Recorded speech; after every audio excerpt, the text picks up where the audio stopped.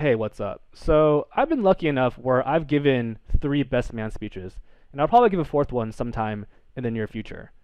And I think over the course of delivering these speeches, I've come up with a pretty solid process on how to write and deliver very effective best man speeches that I think are very well appreciated by the bride and groom.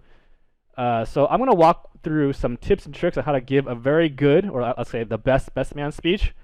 And this will probably be good for you if you're trying to give a speech, but more likely, if you just want a rubric on how to judge other people's speeches, this is going to be good for you as well. So I wasn't able to memorize all the tips and tricks, so I made a little slide deck for us again, kind of going back to the PowerPoint. So let's start with what the job of the best man speech is. I think a lot of people get confused here. So I just want to define what I think the job of the best man speech is to be able to give the groom the best possible first impression on a lot of people that don't really know him that well yet, right? Because think about it, 50% of the people at that wedding probably don't know the groom very well. It's like all the bride's family, extended family, all the spouses or guests of the people that bride knows. Sometimes it's even the groom's friends, significant other, they don't know that well either, right? So a lot of people don't know the groom like you know him. So it's very important for you to be giving the best first impression possible. So what this means is that you shouldn't be making any sort of jokes that are remotely questionable, right? So no risky jokes, nothing about how you guys went to a strip club or whatever. Like that is 100% off limits. Even if the bride is cool with it and it's funny to the bride as well, like you gotta take into account like what about the grandparents, her parents, her cousin? Like that's the first impression you're making. So you have to be extra sure everything you're saying is super vanilla. Another thing, this goes what I was saying, but I've seen this happen before as well. But like everything that you're saying about the groom and the bride have to be positive, right? I've heard a wedding speech where they start off with saying how, oh, I didn't think this was gonna work out, right? And I just like from me personally, I just thought that was a really weird thing, a way to start the speech, and I just didn't like the person giving the speech like right at the beginning. So I think you need to have a little social awareness that you don't start a speech like that, especially at a wedding. Even if it ends out well, it just doesn't really jive with the emotions of what a wedding should be like, right? Hope that makes sense. All right, so the most important thing you can do for the best man speech is to memorize it. And I know most of the people that go up and give speeches, they're reading off their phone, and it just looks like you didn't put a lot of effort into the speech, even if you did, right? And this is the first and only time, or this is the only time your friend's getting married and you got selected to be, someone to give a speech. You should put in that extra effort to memorize that speech. And the return on investment on memorizing a speech just it's actually really, really outsized, right? Because all the jokes that you make will be way funnier. Everything that you say will be way more authentic. And then just in general, for your personal benefit, you just come off as way smoother as a person giving a speech, like a way better talker. There's been after every speech I've given, somebody has come up to me and was like, "Yo, did you just come up with that off the top of your head?" And I was like, "Nah, I spent a lot of time memorizing it." But I kind of wish I said yes, right? But like that's what people are getting the impression of, and it just makes you way more impressive, and it makes your friend look more impressive as well. So I would say this is a requirement. If you're ever going to be giving a best man speech at a wedding, you should absolutely memorize it. It's a 5-minute speech. You take a few days to memorize it. It's super worth it. Okay, so to talk about context, like you gotta think about once again what your job is to give a best man speech. It's like you're trying to make your friend look good, and people need to understand who you are, but you can't give them too much context, right? So you gotta give it a little bit of context, but you have to understand the right balance for context. And I've been to so many weddings, and I would say 95% of the weddings I've been to, like the best man gives a better speech than the maid of honor. And I think the main reason for this is because the maid of honor always gets into the details of all these inside jokes that you don't understand, and it doesn't really make the regular person listening like appreciate it. It's just like, okay, whatever. I don't really care, right? So once again, the speech is for the people. It's not for the best man or groom. Like your best man or bride, you're trying to make the groom look good, right? The groom or the bride. So just be aware how much context you're giving. Like people don't need to know the whole backstory unless it's relevant to the theme of the speech that you're giving, right? So if you have a theme like, hey, we're so close, you can give them details, but like they don't need to know like every single story from when you were little, if that makes sense. I think a requirement is also it needs to be funny. Like you have to make it funny. The good news is like people at weddings will laugh at anything. Like the bar is very low, so you don't have to put in too much effort, but it has to be entertaining the entire way through. Like that's just a requirement. You have to make it funny, or else people get bored, right? Okay, so here's the 3-step process. It's very straightforward how to give a good speech. Step 1 is basically say a bunch of nice stuff about the groom, right?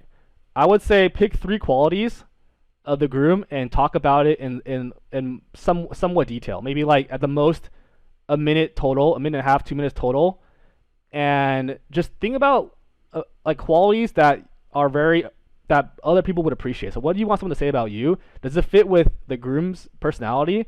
And give examples or stories if possible, but just make sure you lay out to everyone this is the kind of person the groom is. Okay, that's step 1. Step 2 is you say a bunch of nice things about the bride, and it's very important you don't spend entire time. I know the groom's your best friend, but don't spend entire time talking about them. You want to talk about the bride as well. And obviously this is difficult depending on the level of how well you know the bride. But I feel like you should at least have one strong quality that you can come up with the bride, and maybe if that's it, you can just stay on that one. If you don't have things to talk about the bride, you can talk about like, hey, what was the first impression of when you met her, right? And you can also talk about like how when they met, right? Those are 2 different stories you can tell that will take up time talking about the bride. All right, and then number 3 is most important, is you want to end it with tying in, based on what you just said about the bride and groom, based on these qualities, why they're gonna live a very happy life together. Okay. That's it. Just tie that in together, and then just that'll be the end. It's very straightforward. It works really well, and it might be a little bit difficult to do, but that's kind of your job to kind of tie those things in together and make sure that everyone understands, hey, they're going to be very happy together. Okay, so I have some just random tips I wrote down that I think are important. If you're going to memorize a speech, you definitely need to practice. So just practice a lot. Practice. Make sure by the time you're giving that speech, you can give it really well. If you get nervous, which you will, when you go up and talk to people, like based on when you're practicing, is one thing. When you're actually giving the speech, is another. So if you get nervous, just keep your eye level a little bit above everyone's head. So you're not really having to make eye contact with everyone, because then if you make eye contact with people, you kind of have another thing to think about, right? So just make a little bit eye contact right above everyone's head. They're not going to notice. At some point in the wedding, you have to, or your speech, you have to mention how beautiful the bride looks. You can do that at the beginning, which is good. It kind of breaks the ice. You can also use it as a segue. So you can do it between 1 and 2, step 1 and step 2. Talk about the groom, segue, talk about how amazing the bride looks, and then talk about the bride. That's a possibility. Another neat thing you can do is you can thank the parents of the bride or groom for raising such an amazing son or daughter. So it's like, thank you, Mr. and Mrs. Chang, for raising such an amazing son. And he's been such a good friend to me all these years because of how you raised him, something like that. Or thank you so much, Mr. and Mrs. Chang, for raising such an amazing daughter. I've seen how he's changed my friend as they met, or whatever it is, right? So you're thanking the family for basically acknowledging them for raising such an amazing person. When you go up there, you have like your little glass. Like, don't hold it while you give the speech because you're gonna shake it, it's gonna spill. Just put it down, and then you want to hold the mic in your hand. Like if it's on a pole, just take it off and hold it in your hand. All right. Number 3, like tip list 3, like when you're giving the speech, when you practice it, you probably didn't practice for the laughs. So you gotta make sure you pause for laughs and just kind of get a sense of when it's starting to die down, you can start again. And then one thing that I'm really bad at is going slow. Like typically when I get nervous, I talk really fast, but during your speech, you want to talk super slow, which is difficult.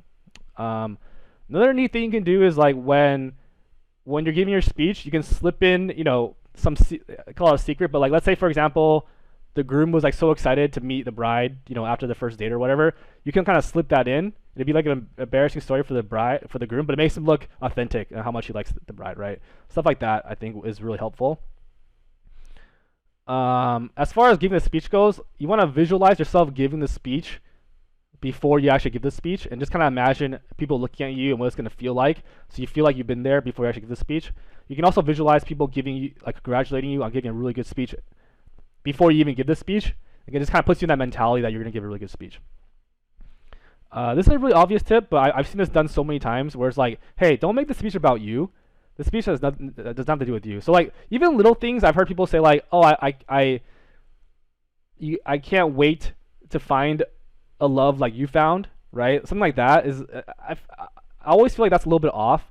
Or one time I heard a story where it was really weird. It was like the brides, maid of honor was like was so bummed out that her friend was getting married and she was gonna be alone. Like that was, yeah. Just don't make it about you. I think that should be pretty common knowledge.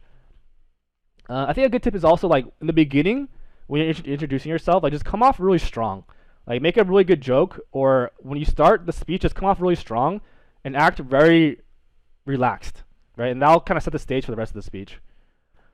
And then if it's like if it's like your friend's wife, you can say something nice like, "Hey, I've known this girl for a number of years. I don't consider him my friend's girlfriend, but my close friend as well, right? If that's someone that you're actually kind of close with, that's always nice to say. If it's your sibling, you can welcome them to the family, and that's always a good one. So those are some random tips that obviously didn't come in any order. I hope this helps. I didn't have any of my speeches recorded other than the most recent ones. I'll link my most recent speech that I gave my brother in the description, and I kind of wrote these tips based on that speech I gave, but I also kind of wrote that speech based on these tips in my head as well. So hope this helps, and see you next video. Thanks.